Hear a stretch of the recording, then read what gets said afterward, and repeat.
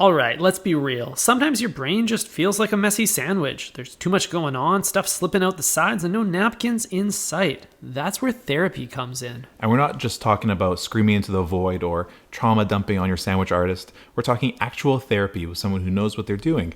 And lucky for you, BetterHelp, our paid partner for this episode, makes it easy to get started. No waiting rooms, no weird therapy office smells, just a quick questionnaire and boom. You're matched with a credentialed therapist in a couple days. And if it's not a vibe, switch it up faster than you can switch up your sandwich sauce. So if your brain feels like a chaotic group chat, do yourself a favor, go to betterhelp.com/thinkfresh or hit the link in the description for 10% off your first month. Your future self will thank you. Yo ho. Wagwan breadheads, how are you doing, Eric? I'm doing just fine, Ty. I'm staying nice and dry inside the car with you. Dude. It is pouring rain outside, and I gotta say, we're cozied up inside the Benz. I feel so cozy. It's very nice because, it's raining. The rain is pelting your windowsill, your sunroof, all around us. But I'm toasty and dry. This is what it feels like to be a meatball in the toaster oven, wrapped up in that warm, dry bread. Mm-hmm. Or better yet, Ty, how it feels to be a meatball while marinara is being drenched on top of you. Oh, yeah. Wow. Yeah. We are bathing right now. Hopefully that's getting picked up on the mic because it's quite a nice auditory experience. Mm-hmm. Maybe we can just give ourselves a few seconds here to let moment the breadheads of silence. kind of take it in. ASMR. Oh yeah, you probably couldn't hear that, but whatever. But it sounds wonderful. It sounds like this. Mm-hmm. It's just puttering. It's puttering. Beautiful. Ty, we had a great weekend. Mm-hmm. There was no puttering at all. Our weekend was fully revved, Eric. Oh, hell yeah. Dude. Redlined, if you will. We were operating at 7,000 RPM all weekend, Ty. Man, so, Eric and I, we seldom link outside the pod, but some activations warrant, and I guess what would you even say? Content farming, external research, field trips, some sort of all of the above? Definitely all of the above. An opportunity presented itself to link with friend of the pod, Patrick, who has been on numerous previous episodes now. I would count about 3. Yeah. The 3-timer club. Yeah, I think he's the most featured on the Think Fresh podcast. Mm-hmm. What's that Kanye line where he's like, most imitated something went from most hated to the best rated, most imitated. Okay. We were thinking of different lines. We're thinking of different lines, but there's also one that's Grammy nominated, cheerleader prom dated. That's definitely not Pat. Oh, ayo. Sorry, Pat. But to quote a different artist, as Drake would say, "Where the function." And Pat did know the function, so we'll give him that. Yeah, dude, where the fuck is the function? I lost it. But yeah, we went to a wine bar, and actually, it wasn't even a wine bar. It was just a wine activation. Yeah, this is the weirdest pop-up wine bar I've ever seen, because it was just in like somebody's house, like not even a business, just a house. Yeah, we went to a house party. It's unclear if they have a business license, so don't know if we can even say where we went, but. It was they took over the top floor of a cafe, which apparently was someone's house in the past. Yeah, I think, and present. Yeah, well, I asked the owner, or maybe they were just a random house party guest. I don't really know, but they said that where we were sitting the day before was somebody's bedroom. Oh, and they just cleared all the furniture out so that we could stand there and drink French red. That's crazy. Yeah. When you have people over, do you ever clear out the furniture? Because I think that'd be a really cool advanced move. That is pretty funny, because you got to be able to pack them in your apartment just like some sardines. Exactly. Pack them in. Like, we're not going to need the dining table, so just move that out of the way. It's standing room only at the Casa de Thai. Casa de Thai. I have in the past pushed my furniture to the wall in order to create more mingle space. From the window to the wall? From the window to the wall is where it went. But to have it completely removed and then returned is commitment to the bit, and I like that. I like that too. Like, if Subway hosted a natty night, I want them to take all the chairs and tables out, standing room only. Encourage some That's so sick. People to kind of interact more, move around. Yeah, because you don't really want people to get too clicked up. Yeah. Right? That kind of happened at this wine bar / house party. People were finding a seat and kind of sticking to their group, which is probably normal. But we took over the bedroom of this family style detached home. Sleepover. And some other people had joined us. Don't let your imagination run too wild. It was just a wine night. Yeah. But we made some totally friends. platonic. Yeah. And how did this place even like come to be? Like I heard there was some posters on, like Pat mentioned, there was a poster on a telephone pole, which for me is a red flag. Like I wouldn't ever listen to one of those. No, the only way you should just use those for like animal sitting and buying drugs, and that's it.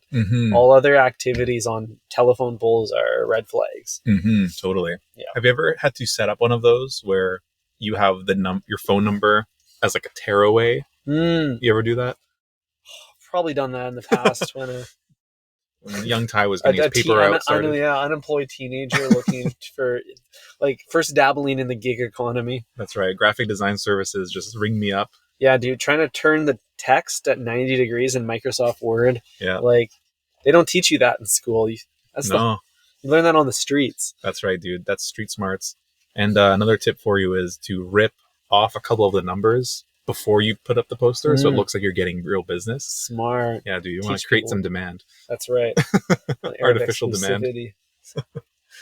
Oh man, I can't stop thinking now about a Subway pop-up bar, and I can't decide, Eric. I need your help here. Is it better if it's a kind of finger food buffet style, like a table set up with like some cheeses and vegetables that you can kind of go up to and engage with, or is it better to have the artists with some canapes walking around?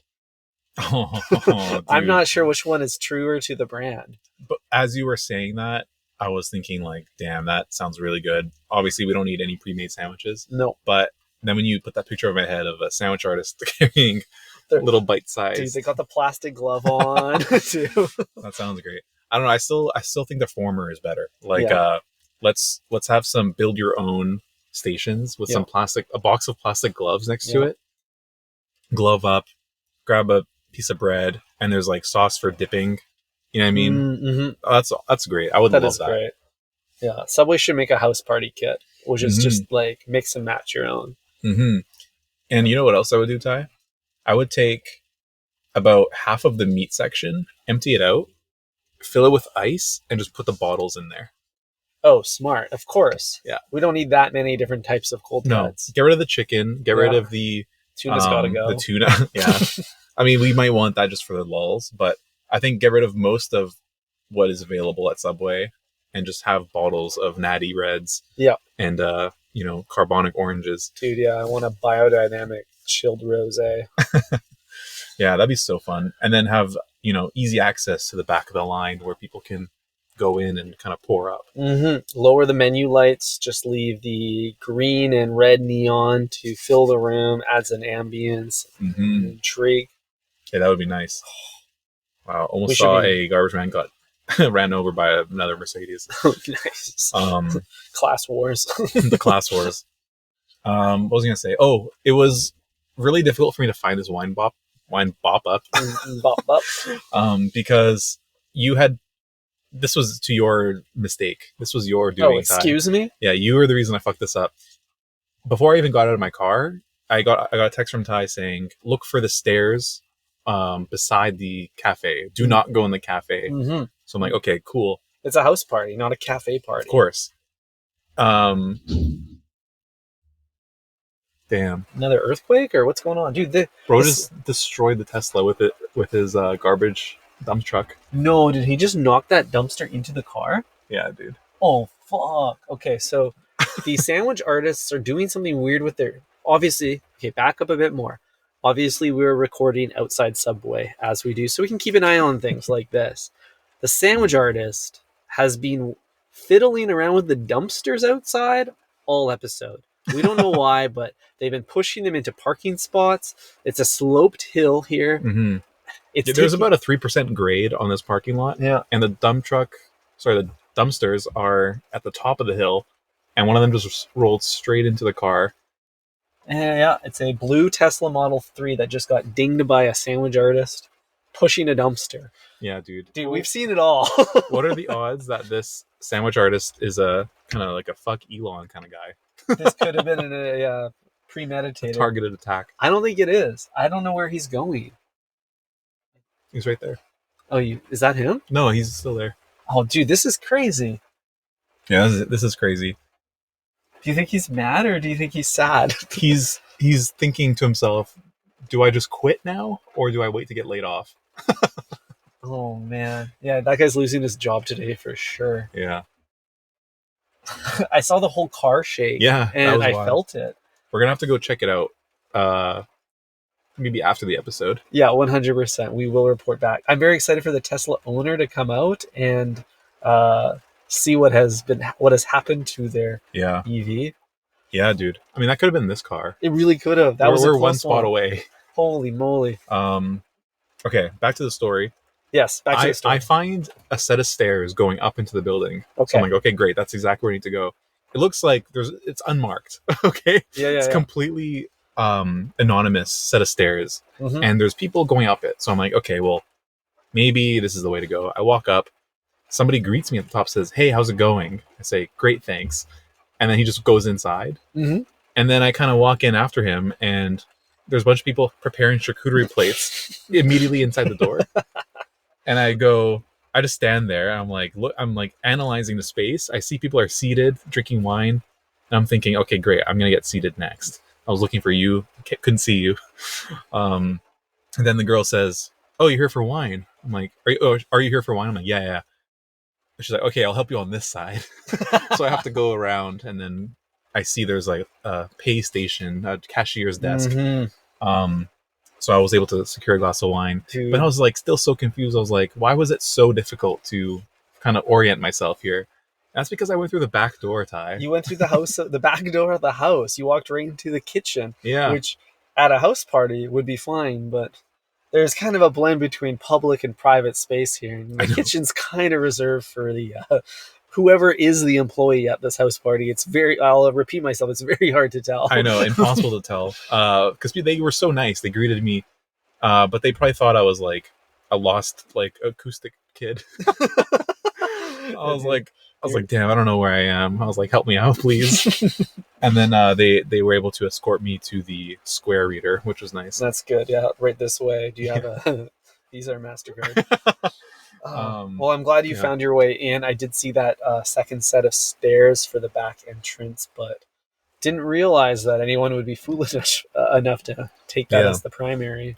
It's funny because I knew it looked wrong, so I did a lap and I went to the front of the cafe, but then like you can't see the real set of stairs because it's like inside. It's inside. Like you got to be really kind of perpendicular to it to be able to glance at the stairs. Yeah, and I just didn't walk that far. I walked kind of to the front of the cafe, and I was like, okay, that's the only staircase I see. Yeah, totally. Fair enough, Eric. I wouldn't expect you to find it. Thanks. Respectfully. If only your instructions said, do not go to the other set of stairs. Those are the wrong set of stairs. I can only say so much in an iMessage. Yeah. You also didn't respond to my follow-up question, which was red building. I had red wine to drink. I can't focus on all this red. Yeah, it was my fault. I was late. It's okay. The fact that you came at all makes me happy because then we got to link and build outside of a pod day content farming together. Yeah, I was happy that I came as well. So activation was good, but what was even better was the afters. I got to talk to you about the afters. Yeah, let's talk after hours. Yeah, if there's one thing that guzzling a bottle of Italian white does, is it makes me hungry. And believe it or not, Eric and I did not go to Subway. We actually had a better option for once. Wow, yeah. And that option was the original, the very first, numero uno. Where it all began. The very first Cactus Club. Wow, so cool. I can hear the breadheads just gasping right now. I think one just stood up. Yeah. We're a standing O for going to the Cactus Club. Yeah. Cactus Club is a known ally of Think Fresh podcast and the OVO gang. Yeah, that's right. That's the only place I've ever seen the Vancouver Police Gang Unit. That's true, yeah. They're Club. looking for 40. That's right, dude. But yeah, it was kind of cool because obviously Cactus Club is a staple kind of like not fast, but casual fine dining of Vancouver and Canada. And beyond, yeah. It's where you can bring anybody there and they will find something they enjoy. Mm-hmm. It's like Cheesecake Factory meets what else? Olive Garden, but like way better. Dude, yeah, it's like if Cheesecake Factory had bottle service. Yeah, exactly. That's what and bottle service girls, most importantly. Mostly the girls. Oh man. Honestly, it's what Subway could be if Subway wanted to level up. Yeah, they would have a long way to go, but yes. It's a focus on atmosphere, like something for everybody, and universally loved. Mm-hmm. Yeah, absolutely. Say less, right? Everyone's got a Cactus Club story, much like a Subway story. And this is our story. And we're the authors of that story. So very first one though. So this is where it all began, and I was so curious to see because I've been to the original Starbucks at Pike Place, or I think the OG In-N-Out is in LA. I don't know. If Must be. I think so. There's just you get your first location becomes almost like not a flagship, but almost like the Mecca. People, fans of your brand, will make a pilgrimage to it. Mm-hmm. Yeah, it becomes a cultural destination. Yeah, I'm sure the Uniqlo in Tokyo just pops. Right.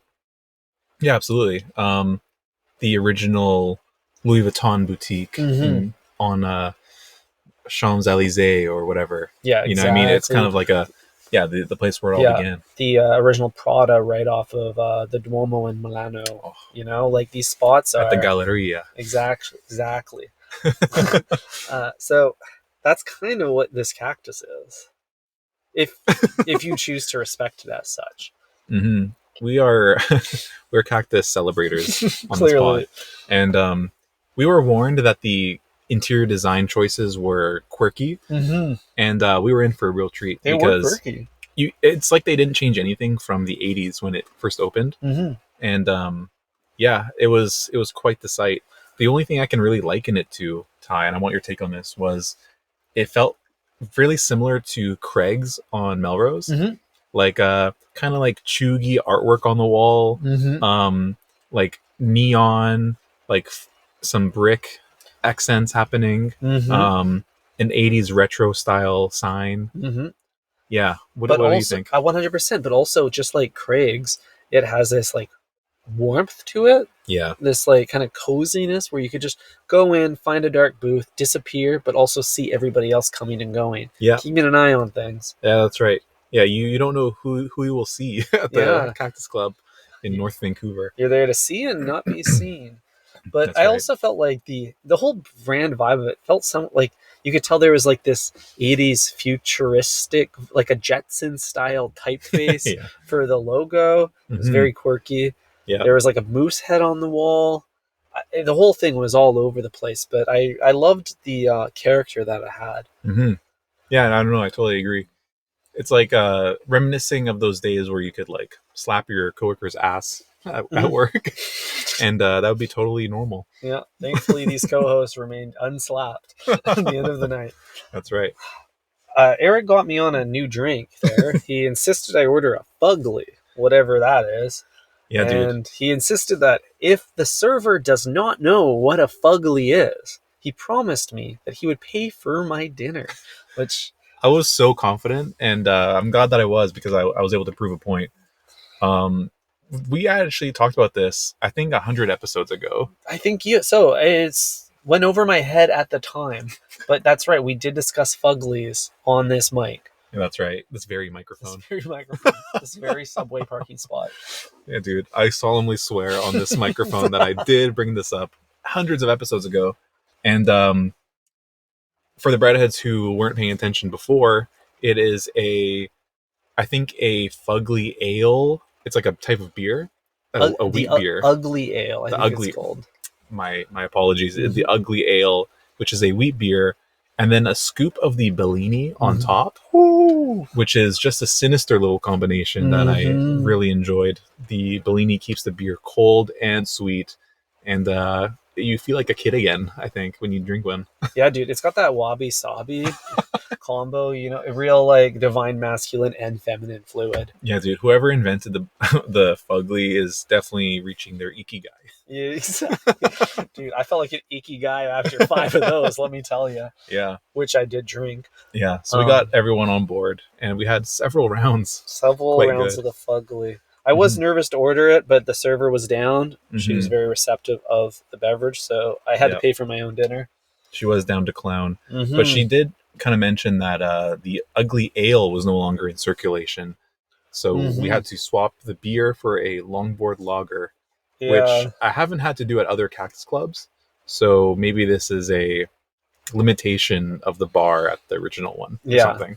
They're no test kitchen over here. No, dude. Yeah, so that was an interesting experience. I unlocked a new beverage to love, which is great. Yeah. Other notable moments, I felt bad. You and I were, as hosts, hosting our guest Patrick, but we bullied him out of ordering the spaghetti. And well, he invited us to Cactus Club, so I don't know if we were hosting him. Fair. We are hosts by profession. Everywhere I go, I host. Okay. Just carry that host energy with you, I guess. I mean, he really very gingerly brought up his affinity towards the spaghetti portofino. Yeah. And like, maybe we shouldn't have been so hard on him for opening up. Like, it's vulnerable to share your tastes. It's like those reels, have you seen, where it's like when this is how fast bros become nonchalant. It's like when you make fun of them for being vulnerable, they like never open up to you again, kind of thing. That's exactly what happened with Pat. I think we might have ruined him. Yeah, I don't think he can ever eat pasta in public again. But he went from the pasta to the fish tacos, Ty. An equally questionable move, but we had to allow it. Yeah, we couldn't rag on 2 things in a row. No, sometimes you just got to let a guy go with it. That's right. But you got the garden burger. I know. Sure, you can hate on that too. Go ahead, dunk on the garden. No, dude, I was gonna say, how was it? It was great, dude.